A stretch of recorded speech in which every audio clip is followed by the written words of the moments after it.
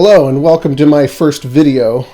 Today I wanted to start out with a hugely important topic that, as far as I can see, most people are kind of ignoring right now. So today I'm going to give you a huge heads up. So the first question, do you have a website?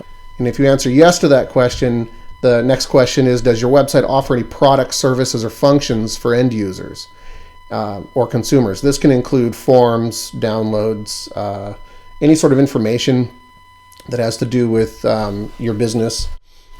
And if you answered yes to any of those questions, then here's something you may not know. Your website must be ADA compliant.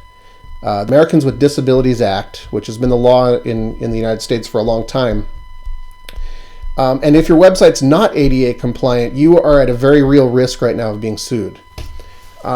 So you may not know, but right now there's a huge wave of ADA lawsuits that are being filed targeting websites.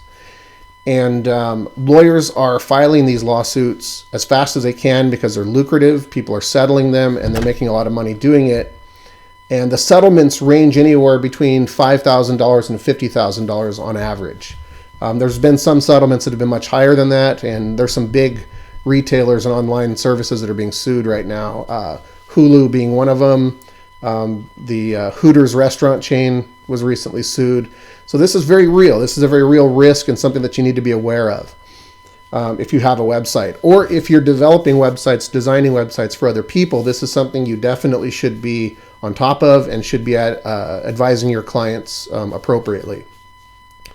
So a couple of things that are also important to remember, that if you get sued or receive a demand letter and you settle it, you still have to make your website ADA compliant. You don't get a pass just because you were sued once. So if you get sued once, it doesn't mean that you can't get sued again if you don't fix your website.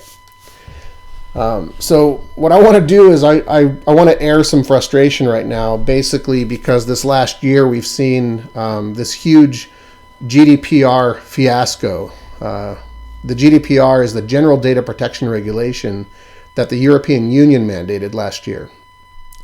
So now you'll notice when you go to websites, you get all these pop-ups saying, "Hey, we're saving a cookie to your browser, or we're tracking what you do."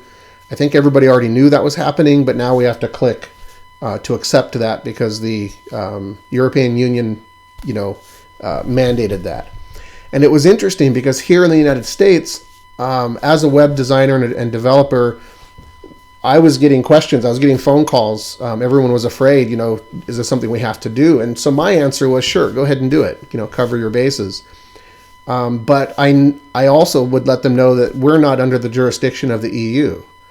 The chances of the European Union or anybody in Europe suing us here would raise all kinds of jurisdictional issues. And so it was just one of those things that I thought was kind of a lot of noise and a lot of chaos for nothing. And so while everybody freaked out over the GDPR mandate, nobody was paying attention to ADA compliance. And that was something that I'd been talking about for quite some time. And so back in the 90s and kind of right after the millennium, there was a lot of lawsuits that were happening with restaurants and retail establishments. They didn't have any wheelchair ramps, or if they didn't have an elevator that got into the restaurant. I mean, there was big lawsuits being filed, and we're now starting to see that same thing with websites. And so this isn't something that anybody should be ignoring. So the fact is right now is that almost no United States websites are ADA compliant. But that raises the big question, what does being ADA compliant even mean? So let me preface the rest of this video with, I'm not a lawyer. Nothing that I'm telling you is legal advice. This is all educational.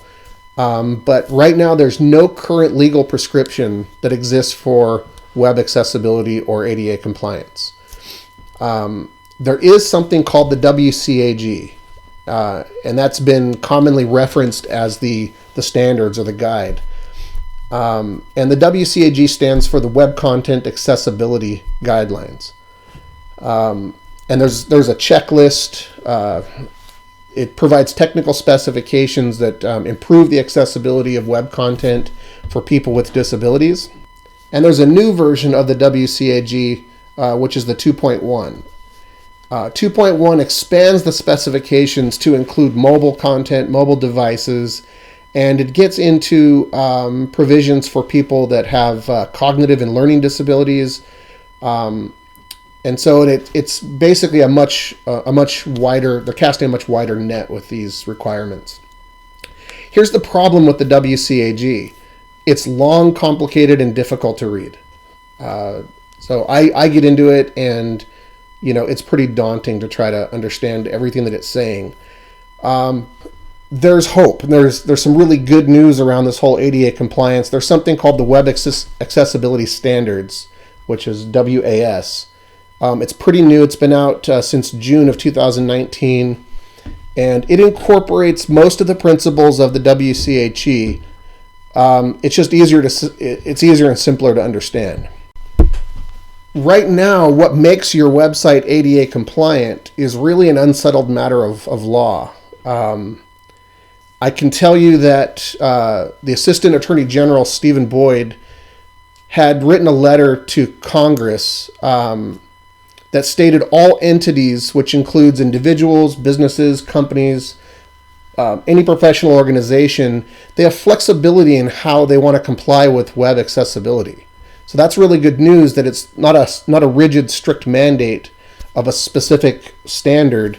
But it basically means, as far as I interpret it, is we no longer get a free pass. You have to at least make an effort to get your website to become more accessible to people with disabilities.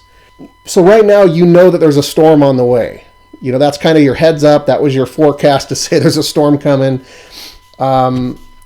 We need to be very mindful of making websites more accessible to people with disabilities, not just because it's a legal requirement. Ultimately, it's just kind of the right thing to do. It doesn't have to be complicated or expensive. Let's at least get in and do an audit. I can make a recommendation as to what I think it would take. If you want to get alerts on new videos, just like or subscribe below, and let me know your feedback in the comments. If you have any questions, or if you have any rebuttals, if you have any arguments, feel free to let me know what you think. All right, thanks a lot.